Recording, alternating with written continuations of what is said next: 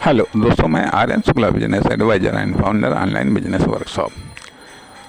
हम बिजनेस के बारे में काफ़ी चर्चा कर चुके हैं और जैसा कि पिछले भाग में हमने आपको ये संकेत दिया था कि हम अगले भाग में बात करेंगे पार्टिकुलर बिजनेस की। वह पार्टिकुलर बिजनेस जो आप कर रहे हैं, आप एक व्यक्ति हो सकते हैं, आप एक व्यक्ति हो सकते हैं, आप दो व्यक्ति हो सकते हैं, आप दो व्यक्ति हो सकते हैं, आप कुछ व्यक्ति हो सकते हैं, आप बहुत सारे व्यक्ति हो सकते हैं। ठीक है, इसलिए आप में एक से लेकर के बहुत सारे व्यक्ति तक शामिल हैं। अब आप जो बिजनेस करते हैं वह पार्टिकुलर बिजनेस है,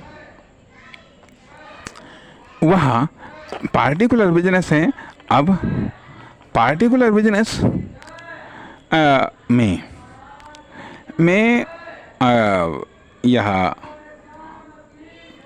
तीन रूपों में हम स्टडी करते हैं। शीर्षस्थ में जब पार्टिकुलर बिजनेसमैन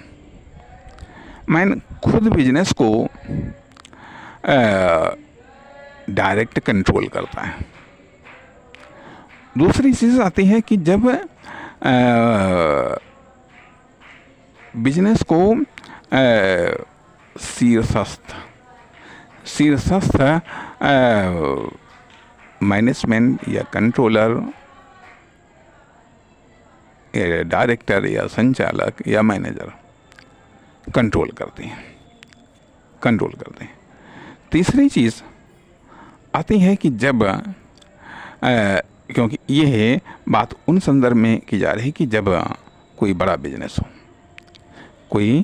बिजनेस हो तथा जब आपके एम्प्लॉई आपके बिजनेस को कंट्रोल करते हैं, अर्थात यह ब्रांच बिजनेस के बारे में बात की जा रही है। अर्थात यहाँ पर ये कह लीजिएगा कि यह पार्टिकुलर बिजनेस जो कि व्यक्तिगत कंट्रोल के द्वारा होता है, अर्थात व्यक्तिगत संचालन या ब्रांच संचालन या फिर बिग बिजनेस संचालन, इन तीन कैटेगरियों में हम यहाँ पर स्टडी कर रहे हैं कि ये जो पार्टिकुलर बिजनेस अर्थात कंट्रोल के आधार पर, नियंत्रण के आधार पर या बिजनेस को प्रभावित करने के आधार पर, या ऐसे आप कह लीजिएगा जब आप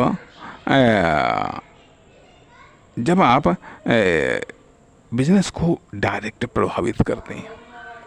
डायरेक्ट प्रभावित तब आप करेंगे जब आप बिजनेस को खुद कंट्रोल कर रहे हैं। दूसरी चीज़, जब आप इनडायरेक्ट कंट्रोल करते हैं, अर्थात अपने एम्प्लाई के द्वारा बिजनेस को कंट्रोल करते हैं। तीसरी चीज़ आती है कि जब आपके एम्प्लाई बिजनेस को कंट्रोल करते हैं, अर्थात जब एक बड़ा बिजनेस, ठीक है। चौथी चीज़ आती है कि जब आपके एम्प्लाई कस्टमर या मार्केट या फील्ड को फेस करते हैं, अर्थात जब आप सीधे मार्केट या कस्टमर को फेस करते हैं, डायरेक्ट प्रभावित करते हैं, 100% कंट्रोल आपका। दूसरी चीज़, जब आपका कंट्रोल मतलब एंटरप्रेन्योर प्लस मैनेजमेंट, तो इसी management plus employee branch office, employee plus customer या कंज्यूमर, ये कंज्यूमर यहाँ लेवल होती है, यह लेवल होती हैं पार्टिकुलर बिजनेस की, या ये कैटेगरियाँ होती हैं, या ये कह लीजिएगा कि बिजनेस की व्यापकता या विशालता के आधार पर यह पार्टिकुलर बिजनेस की कंडीशंस होती हैं, पार्टिकुलर बिजनेस की कंडीशंस होती हैं। अब यहाँ पर इसके आधार पर पार्टिकुलर बिजनेस की पहचान की जाती है। पार्टिकुलर बिजनेस तो कहना थोड़ा सा गलत होगा यहाँ पर, अब पार्टिकुलर बिजनेस यूनिट की पहचान की जाती है, पार्टिकुलर बिजनेस यूनिट की पहचान की जाती है, अर्थात पार्टिकुलर बिजनेस की अपेक्षा करता पार्टिकुलर बिजनेस यूनिट शब्द का प्रयोग करना ज़्यादा उचित होगा, तो इसलिए पार्टिकुलर बिजनेस यूनिट में सबसे पहले देखा जाता है कि उसका कंट्रोलिंग सिस्टम क्या है, उसका कंट्रोलिंग सिस्टम क्या है, कौन उसको कंट्रोल कर रहा है, अर्थात डायरेक्ट वह कंट्रोल हो रहा है या फिर बाय रूल्स कंट्रोल हो रहा है या फिर बाय सिस्टम कंट्रोल हो रहा है, बाय सिस्टम कंट्रोल हो रहा है। यदि आप खुद कंट्रोल कर रहे हैं तो वह डायरेक्ट कंट्रोल है, डायरेक्ट कंट्रोल है। और यदि आपकी ब्रांच नहीं है अर्थात लेकिन आपका बिजनेस बड़ा है जो कि एम्प्लॉई कंट्रोल करते हैं, तो यहाँ पर बाय रूल्स कंट्रोल होता है, बिजनेस बाय रूल्स कंट्रोल होता है। फिर यदि आपकी ब्रांच है तो सिस्टम बनता है, बाय सिस्टम कंट्रोल होता है। और ज़्यादा व्यापक बिजनेस है तो business by rules, by system, by policy या बाय पॉलिसी और अधिक व्यापक है तो व्यावसायिक नीति निर्देशक तत्वों या नीति निर्देशक सिद्धांतों के द्वारा कंट्रोल होता है। तो अर्थात जितना इंटरप्रेन्योर यूनिट से दूर होगा, ये जितनी ज़्यादा इंटरप्रेन्योर और मान लिया जो सेल्स यूनिट है, ये जो डायरेक्ट जो फेस कर रही कस्टमर को, उस यूनिट के बीच में जितना ज़्यादा कॉमर्शियल पॉपुलेशन होगी, जितनी ज़्यादा कॉमर्शियल पॉपुलेशन होगी उतनी ही ये चीज़ें देखने को मिलेंगी, direct controlled, by rules controlled, by system controlled, by policy controlled, bye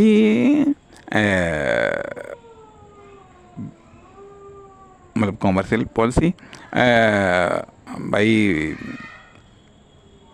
commercial policy principles control, अर्थात व्यावसायिक नीति निर्देशक तत्वों के द्वारा नियंत्रित। तो ये है पहले नंबर पर, तो ये देखा जाता है, बात फिर रिपीट कर रहे हैं कि पहले नंबर पर ये देखा जा कि वो पार्टिकुलर बिजनेस यूनिट कंट्रोल कैसे हो रही है। अब यह कंट्रोल्ड कैसे होती है,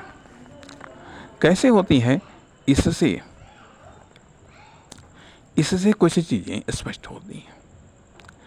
इससे कुछ चीज़ें स्पष्ट होती हैं कि उसको सपोर्ट किस लेवल की मिलती है, उसको सपोर्ट किस लेवल की मिल रही है। अर्थात जितना ज़्यादा वो जितना ज़्यादा, अर्थात यदि व्यावसायिक नीति निर्देशक तत्व के द्वारा कंट्रोल हो रहा, उसके ऊपर एंटरप्रेन्योर है, एंटरप्रेन्योर सर्वोच्च लेवल पर। तो अब यदि वहाँ से कंट्रोल हो रहा है तो उसमें पॉलिसी भी है, उसमें सिस्टम भी है, उसमें रूल्स भी है, रूल्स में है, तमाम सारी चीज़ें आ जाती हैं। तो जिसके कारण उसका सपोर्ट या उसका बैकग्राउंड बेहद मजबूत होता है। अब यहाँ पर व्यक्तिगत बिजनेस रूल्स या सिस्टम, मतलब ये पॉलिसी, ये चीज़ें भी होती हैं। अर्थात ये एक होता है स्टेट अर्थात या लेंथ के रूप में कॉमर्शियल यूनिट व कंट्रोल्ड यूनिट अपने आप में एक स्टेट के रूप में। लेकिन जब अर्थात ये कह लीजिएगा कि ब्रांच यूनिट और अर्थात मेन यूनिट, हेल्पिंग यूनिट और complement unit, main commercial unit, helping commercial unit और कंप्लीमेंट कॉमर्शियल यूनिट, ये पार्टिकुलर बिजनेस की हम यहाँ पर बात कर रहे हैं। यहाँ पर हम पार्टिकुलर बिजनेस की बात कर रहे हैं। तो अब जो मेन यूनिट, यहाँ पर मेन यूनिट हम उसको कहते हैं कि जहाँ पर एंटरप्रेन्योर सीधे कंट्रोल करता है बिजनेस को, सीधे कस्टमर से फेस टू फेस होता है या व्यावसायिक प्रॉब्लम्स को डायरेक्ट फेस करता है। ये बात अलग, उसके कुछ एम्प्लॉय भी उसके हो सकते हैं। ठीक है। तो अब main unit, helping commercial unit और कंप्लीमेंट कॉमर्शियल यूनिट अब इसके आधार पर ये देखा जाता है क्योंकि अब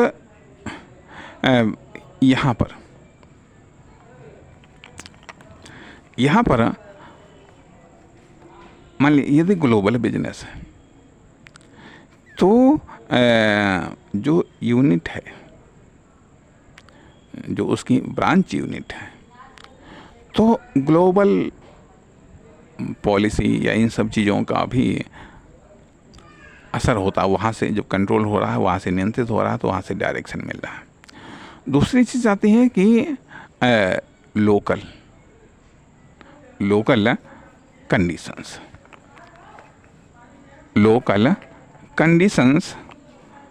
conditions, present conditions and directed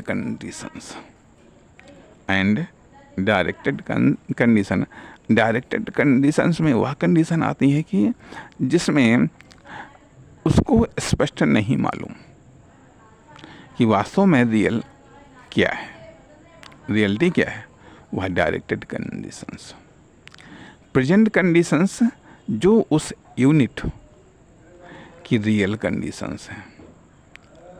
local conditions जो लोकलिटी, सोसाइटी हो सकता है, मार्केट हो सकता है, इकोनॉमी हो सकती है, पॉलिसी हो सकती है, कंपटीटर हो सकते हैं, आदि इत्यादि।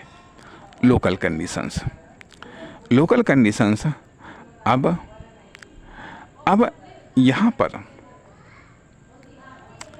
यहाँ पर लोकल पॉलिसी हो सकती है, लोकल प्रिंसिपल हो सकते हैं, लोकल थ्योरी हो सकती है, लोकल एक्टिविटी हो सकती है। हो सकती है तथा डायरेक्टेड गतिविधि या एक्टिविटी या पॉलिसी हो सकती है तथा अब जो मेन यूनिट या जो हेल्पिंग यूनिट या पूरक यूनिट अर्थात कोई भी हो सकता है, लेकिन जब आप मान लिया खुद कंट्रोल कर रहे हैं तो आपकी पॉलिसी, आपके सिद्धांत, ये सब चीज़ें अर्थात यहाँ पर कहने का अर्थ यह बनता है कि दो प्रकार की चीज़ें सामने आ रही हैं। एक तो आइडियल, दूसरा reality. Ideal policy, ideal system, ideal rules, ideals examples और reality rules, reality theory, reality examples, अर्थात रियलिटी और आइडियल जिसको हम आदर्शवादी बोलते हैं और रियलिटी जिसको यथार्थवादी बोला जाता है। अब ये जो दो प्रकार की चीज़ें सामने आई रियलिटी और आइडियल कि हमारा आइडिया या हमारा प्लान तो कुछ और है, परंतु रियलिटी कुछ और है। हम करना कुछ और चाहते हैं, परंतु करने के लिए विवश कुछ और है। उदाहरण के लिए बड़ा सिंपल सा उदाहरण है कि मान लिया यदि हम बाजार गए और वहाँ पर हमें कोई चीज़ खरीदनी है तो हमको ये मालूम है कि वह चीज़ इतने की हो सकती है, या इतने के आसपास हो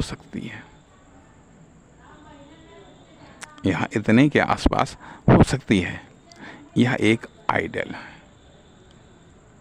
और वह कितने की मिलती है, यह रियलिटी है। यह तो एक परचेजिंग के मामले में आती है बात। यही चीज़ें आइडियल और रियलिटी, इन दोनों में डिफरेंस होता है और यह डिफरेंस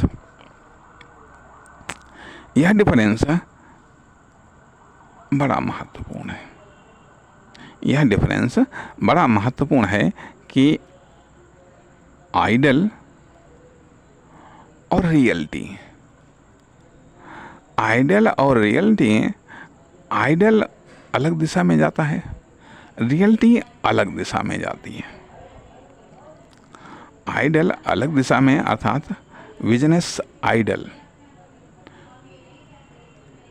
और बिजनेस रियलिटी, बल्कि अर्थात एक बिजनेस तो आइडियल हो सकता है, परंतु रियलिटी कॉमर्शियल भी हो सकती है, नॉन कॉमर्शियल भी हो सकती है। रियलिटी तो रियलिटी है, कुछ भी हो सकती है, कभी भी हो सकती है, कहीं भी हो सकती है। इसलिए बेहतर होगा कि हम आइडियल और रियलिटी पर हम अगले भाग में बात करें। नमस्कार, धन्यवाद।